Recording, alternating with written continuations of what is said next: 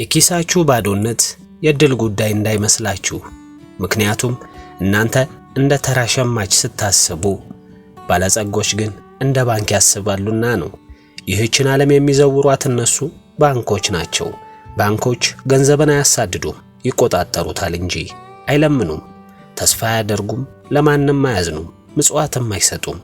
የሚንቀሳቀሱት በስሌትና ሁልጊዜም ሁኔታውን በመቆጣጠር ነው።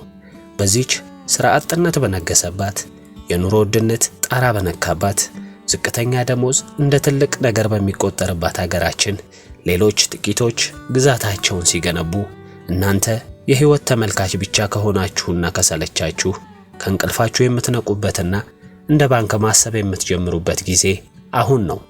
እንዴት እንደሆነ ካላችሁ ተከተሉኝ። አንደኛ፣ ባንኮች ለድሃ አስተሳሰብ ብድር አይሰጡም። ለጓደኛህ የለቅሶ ታሪክ ወይም ለአጎተ ልጅ ታላቅ የንግድ ዕድል ግድ የላቸውም። ባንኮች የሚያበድሩት ዋስትና ላለው ሀብት እንጂ ለስሜታዊ ልመና አይደለም። እናንተስ ጉልበታችሁን ለሚመጡ፣ ጊዜያችሁን ለሚያባክኑ፣ ብድራቸውንም መቼም ለማይመልሱ ሰዎች ገንዘባችሁን ትሰጣላችሁ። ከዚያም ጥሏችሁ ሲጠፉ እንደተገረማችሁ ታስመስላላችሁ። ይህንን አርሙት። ከዛሬ ጀምሮ ባንክ የማያበድረው ከሆነ እናንተም አታበድሩ። ያላችሁ ጥሪት በጦር ሜዳ እንዳለው የመጨረሻው ጥይት ጠብቋት። በዚህ የመንግስት ቸልተኝነት በሚመስል የዋጋ ንረትና የገበያ መዋዠቅ ውስጥ ያጠራቀማችኋት ሳንቲም በቀላሉ አትገኙምና ጠንቀቅ በሉ። ሁለተኛ፣ ባንኮች ዕዳን እንደ መሳሪያ ይጠቀሙበታል፣ እንደ ድጋፍ ሰጪ ኮርቻ አይደለም። ባንኮች የሚበደሩት ሀብታቸውን ለማባዛት ነው። ደካማ አስተሳሰብ ያላቸው ሰዎች ግን የሚበደሩት ችግራቸውን ለማስታገስ፣ ሰው ፊት ለመታየት ወይም የበታችነት ስሜታቸውን ለመሸፈን ነው። ማንኛውም ዕዳ ከመውሰዳችሁ በፊት ራሳችሁን ጠይቁ። ይህ ዕዳ ገንዘብ ሊያስገኝልኝ ነው ወይስ የወደፊት ሕይወቴን እየገደለ ነው ያለው? ገቢ የማያስገኝ ከሆነ የገንዘብ የሞት ፍርድ እንደተፈረደባችሁ ቁጠሩት። በዚች ትንሽ ደሞዝ በምትከፈልባት ሀገር ያለ ገቢ ምንጭ ዕዳ ውስጥ መዘፈቅ ራስን እንደማጥፋት ነው። ሶስተኛ፣ ባንኮች አያምኑም።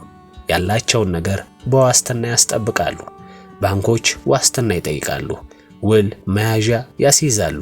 እናንተስ በመግባባትና በጓደኝነት ስም አያሌ ገንዘብ ትሰጣላችሁ። ለዚህም ነው ከችግር መቼም የማትላቀቁት። እውነታው ይህ ነው። ገንዘብ ለታማኝነታችሁም ሆነ ለስሜታችሁ ደንታ የለውም። ቀዝቀዝ በሉ፣ በስሌት ተንቀሳቀሱ። ዋስትና ከሌለ ስምምነት ላይ ጨርሱ። አራተኛ፣ ባንኮች ለሁሉም ነገር ዋጋ ያስከፍላሉ። ለጊዜ፣ ለአደጋ ተጋላጭነት ለሚሰጡት እሴት ውለታ አይሰሩም፣ ክፍያቸውን ይቀበላሉ።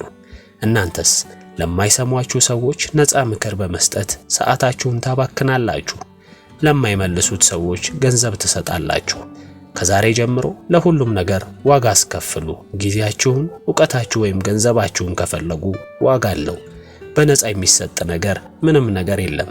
በዚህች ሀገር የነፃ ምሳ የሚባል ነገር ተረት ተረት ነው። አምስተኛ፣ ባንኮች ሁልጊዜ ያሸንፋሉ ምንም ቢፈጠር። ብድር ካልከፈላችሁ ቤታችሁን ይወርሳሉ። እናንተ ብታተርፉ እነሱ ወለዳቸውን አግኝተዋል። እነሱ መቼም አይከስሩም።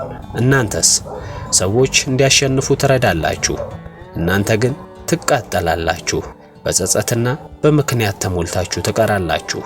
ለጥቃት የተጋለጠ ለስላሳ ኢላማ መሆናችሁን አቁሙ። ስምምነታችሁን መቼም የማትከስሩበት መንገድ አመቻቹ። እነሱ መክሰርን መሸከም ካልቻሉ በገንዘባችሁ መጫወት የለባችሁም። የመጨረሻው እውነታ ይህ ነው። ገንዘብ ምህረት የለውም። ድሃው ይለምነዋል፣ መካከለኛው ያሳድደዋል፣ ልሂቃኑ ይቆጣጠሩታል።